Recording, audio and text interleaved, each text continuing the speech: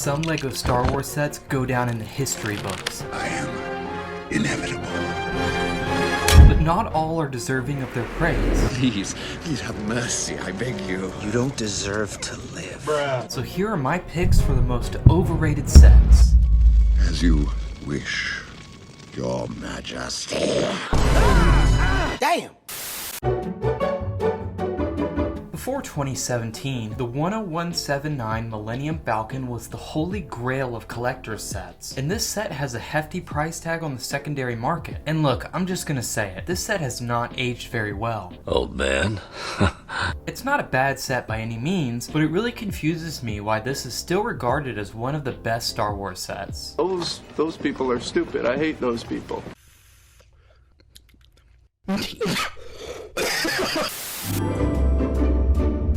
Just a heads up, I'm not gonna hold back when it comes to UCS sets. They're supposed to be the best of the best, which is why the Snowspeeder is earning a spot. This set is actually fantastic. That's quite a nice model, sir. Model? The detail here is second to none, creating the best looking Snowspeeder we've seen. But I just don't understand the need for LEGO to make these oversized UCS sets. It's a bizarre choice that we will visit again later.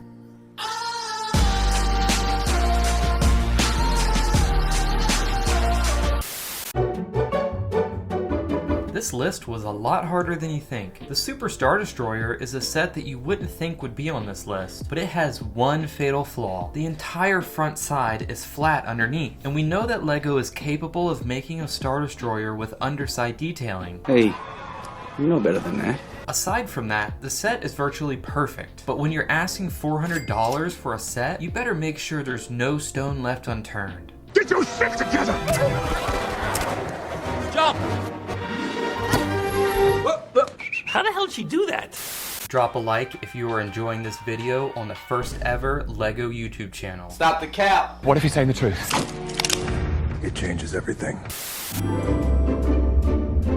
My next pick isn't a set, but rather a common element found in several sets, and that's the many iterations of the Snowspeeder we've seen at a play scale. These models are just okay, and they haven't seen any improvements since the original version. I'm going to do nothing.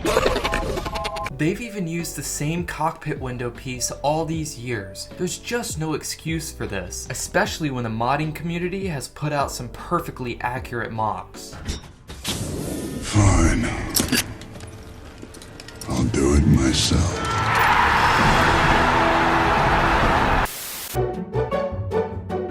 The AAT from 2008 is definitely a fan favorite, and I've been a fan of it too. It's a really nice ship, coolly designed. LEGO was really smart with this one.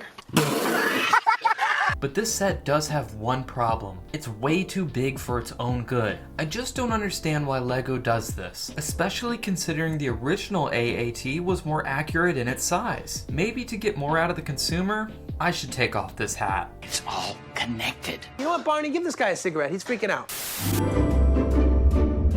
Up next might be the most controversial pick with Anakin's Y-Wing Starfighter. Look, this is by far the cleanest version of this ship LEGO has made, but the minifigures are incredibly disappointing. I remain, as always, underwhelmed. If only LEGO would have labeled this as a Republic Y-Wing and given us some clone troopers, this might have been one of the greats. Well, wish in one hand, shit in the other one. See which one fills up first. Huh?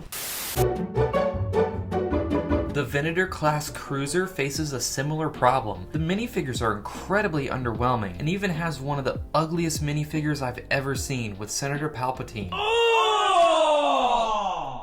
Ew! Dude! What the fuck? On top of that, the ship itself is pretty inaccurate. The bow of the ship has this weird slope design, not at all how it looks in the universe.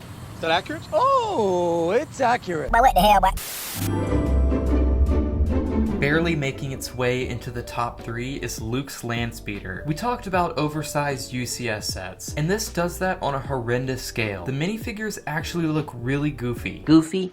Check. And I don't remember anyone asking for a UCS Landspeeder. Actually, I did. No, that doesn't make any sense.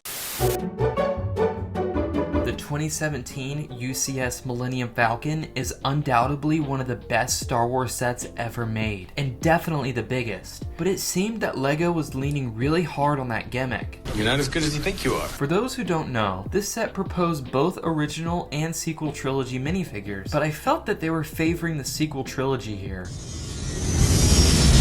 And it confirms the worst. Somehow Palpatine returned. I'm the Jedi. Cloud City is the epitome of nostalgia, and the prices definitely reflect that. Look, the minifigures are great, without a doubt. Affirmative. But when you take those nostalgia goggles off, this set is actually pretty disappointing. The build itself, it's kinda lame. Not much better than what a 2-year-old could do. You know what? Click here to see the most underrated sets.